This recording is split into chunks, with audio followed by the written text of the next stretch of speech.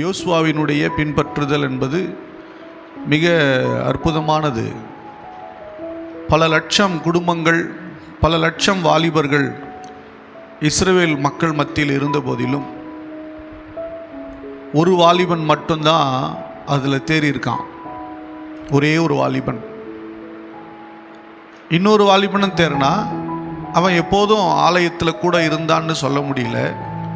ஆனால் யோசுவா எப்போதும் ஆலயத்திலேயும் ஊழியக்காரனோடும் எப்போதும் இருந்தார்.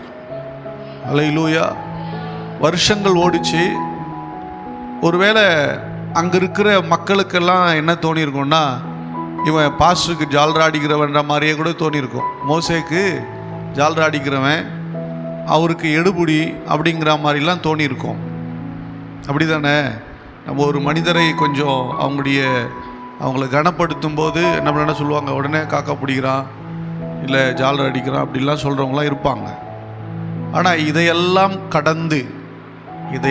கடந்து அந்த யோசுவா மோசையோடு கூட இருந்தார். ஆலயத்தை விட்டு பிரியாதிருந்தார். அல்லேலூயா.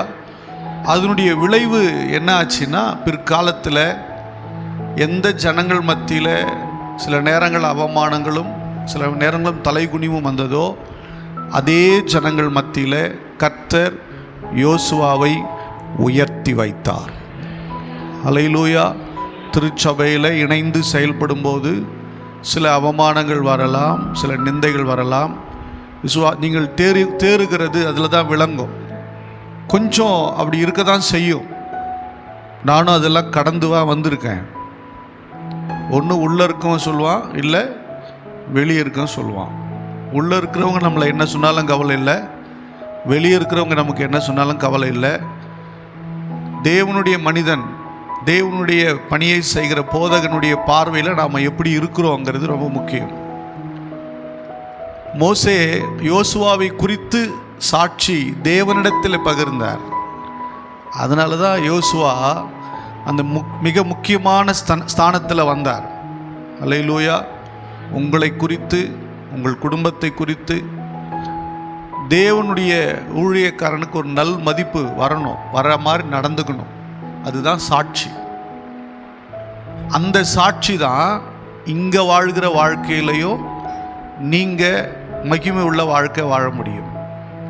பிற்பாடு இருக்க போகிற அந்த மறுமையின் வாழ்க்கையிலையும் அதுதான் கனமாக உங்களுக்கு இருக்கும். அல்லேலூயா. நீங்கள் காண்கிற போதகனிடத்திலேயே நீங்கள் ஒரு சாட்சி உள்ளவங்களாக வாழ முடியல அப்படின்னு சொல்லும்போது, நான் பரிசுத்தர் இல்லை. நான் பரிசுத்தரா?